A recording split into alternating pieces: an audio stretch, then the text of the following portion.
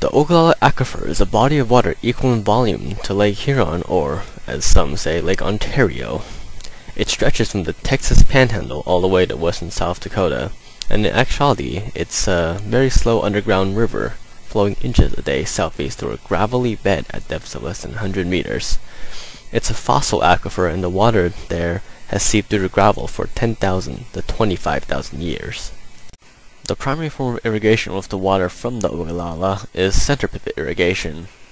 It is essentially a large arm around a well, which spreads the water around a circular field. A large amount of the nation's wheat, corn, alfalfa, and cotton depend on fields watered this way, and 40% of American cattle also depend on it. There has been a history of farmers using water from the Ogallala with simple wind-driven wells, but only after 1945 did the use intensify. Between the 1950s and 1980, use of the water quadrupled, partially as a result of drought, and partially because of cheap energy and new technology to tap the aquifer on a massive scale. Due to these intense withdrawals, irrigation declined after 1974 in northern Texas, and general irrigation declined after 1983.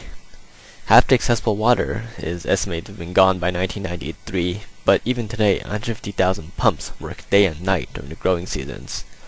You can see from these two maps where there has been intense use of water and where the water table has dropped dramatically. The Libyan Great Man-Made River is another example of a fossil aquifer being tapped. It started in the 1969 revolution, where Colonel Muammar al-Gaddafi decided to make Libya self-sufficient in food and fiber. He convinced American billionaire Armand Hammer, head of Occidental Petroleum, to build pipelines to deliver Saharan fossil aquifer water to Libyan coasts. An estimated $25 billion went to the construction of the Great Man-Made River, which is comprised of two major pipelines buried under the sands capable of delivering 5% of the Nile's flow. The river began to flow in 1986, and the water it delivers costs 4 to 10 times the cost of the crops it produces. However, it is still a political move in some cases because it's useful in efforts for Gaddafi to secure the support of the population who benefit from the water. Fossil aquifer exploitation in the desert also occurred in Saudi Arabia, where the Saudis made policy after 1975 to grow wheat in the desert, but it was at 5 times their national market price just to be self-sufficient on food. However, the issue is that Arabian aquifers scarcely recharge and will not last. The results of this aquifer exploitation can be seen as images of center pivot irrigated plots in the middle of the desert. It's quite clear from the surroundings that this is unsustainable and will only last as long as the water does.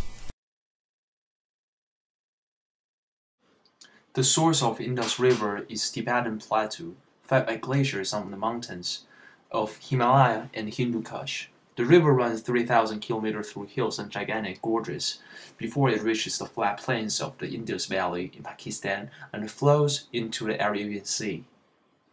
For years, Pakistan has used the river as part of the biggest irrigation system in the world, turning 35.7 million acres of desert plain into cultivated farmland that accounts for 2/3 of the nation's job and 80% of its exports. Today, the Indus Basin in Pakistan and India is home to the world's largest irrigation scheme. The modern Indus irrigation scheme began in 1885, when the government of British India undertook to rebuild and extend some waterworks in western Punjab. Engineering skill and the Indus toil turned the desert of Punjab into wheat fields, creating farm settlements based on a network of irrigation canals. By 1915, the transformed Punjab provided more tax revenue for Crown than any other district in India.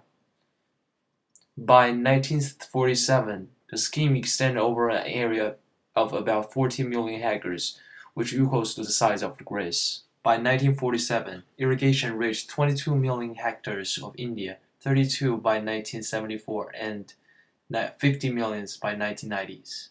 After 1975, India started developing its hydroelectric powers. Dam building accounted for 15% of the planned state expenditure between 1947 and 1982. Dams and reservoirs displaced by 20 million people between 1947 and 1992, especially the India's tribal population, often located in hilly areas suitable for hydroelectric development, and most oftenly, they found themselves as refugees.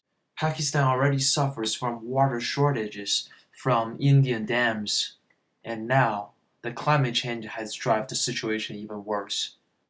The Nile River in Egypt was a two-way highway because northeast winds in the mild seasons allowed upstream sailing while the river's flow wafted traffic downstream.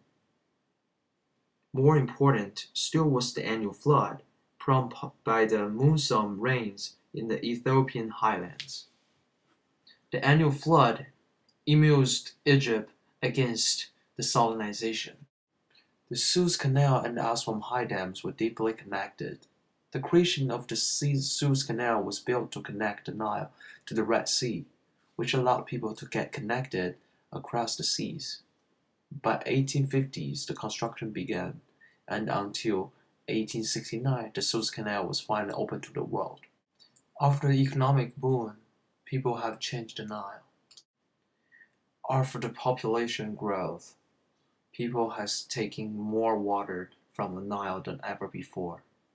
Egyptian agriculture had turned heavily to chemical fertilizers. It revolutionized Egyptian agriculture but damaged the environment. Salinization emerged as a serious threat.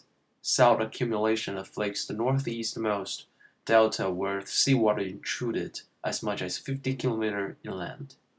The Nile has lost its ordinary function and killed many water creatures too.